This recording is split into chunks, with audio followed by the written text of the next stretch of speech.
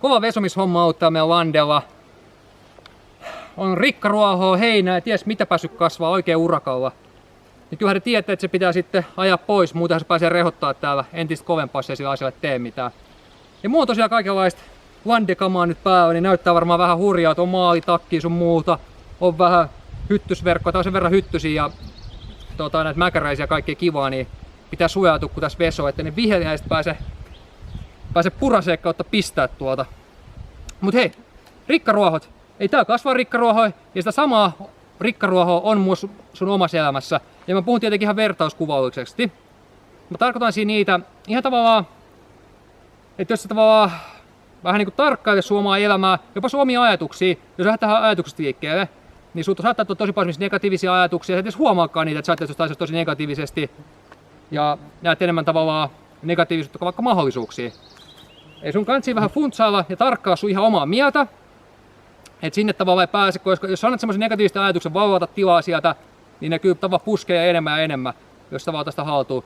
Ja sitten ihan tavallaan kaikenlaiseen ympäristöön liittyen, jos sä hengailet semmoisissa tavallaan, jos sulla on kaveripiirissä on tosi paljon negatiivisia henkilöitä, ei tavallaan aina puhumassa kaikenlaista, no negatiivisia asioita yleisestikin, et ei ole niin positiivisia välttämättä, niin se kyllä vaikuttaa suhunkin paljon, jos tavallaan, jos sä oot siinä mukaisin porukassa, niin se on ainakin sanotaan, että on vaikea olla vaikuttamatta. Ja sitten tietysti voi vaihtaa esimerkiksi kaveripiiri, hankkia uusia kavereita tai muut vastaavaa. Ja sittenhän sulla voi olla kaikenlaisia huonoja tapoja esimerkiksi, mitä tietysti kaikilla on, mutta esimerkiksi sellaisia helppoja, mitä tulee mieleen, tupakointi olisi huono tapa, ja vaikka liiallinen syönti ja sen vastapauksessa ei vaikka yhtään liikuntaa, niin kaikki ymmärtää, että niistä seuraa aika huonoja asioita pidemmällä tähtäimellä.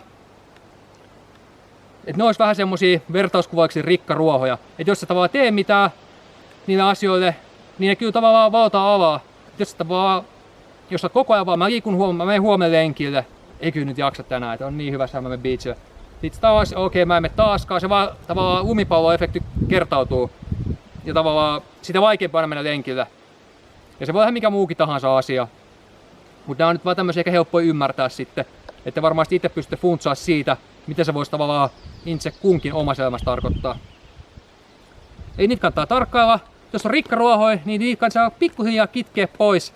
Ei vaan muuttaa tapoja, muuttaa ehkä jotain asioita, miten tekee, ehkä jotain ympäristöä, missä on, ja kaikenlaista tämmöistä. Ja näin.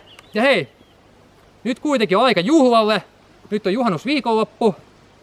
Mä oon laittamassa tää juhannuskuntoon tällä mestaa. Vähän vesotaan tästä nää kaikkea kivaa. Ehkä mennään tuohon järvelle uimaan seuraavaksi tai jotain. Tässä alkaa vähän soijaa puskee jo ja kaikkea kivaa. Mut hei, hyvää juhannusta kaikille sinne. Me nähdään seuraavassa videossa. Mä jatkan vesurointia. Katsotaan, jos lähtee päälle. Ai. Nyt lähti. Ottakaa haltuun.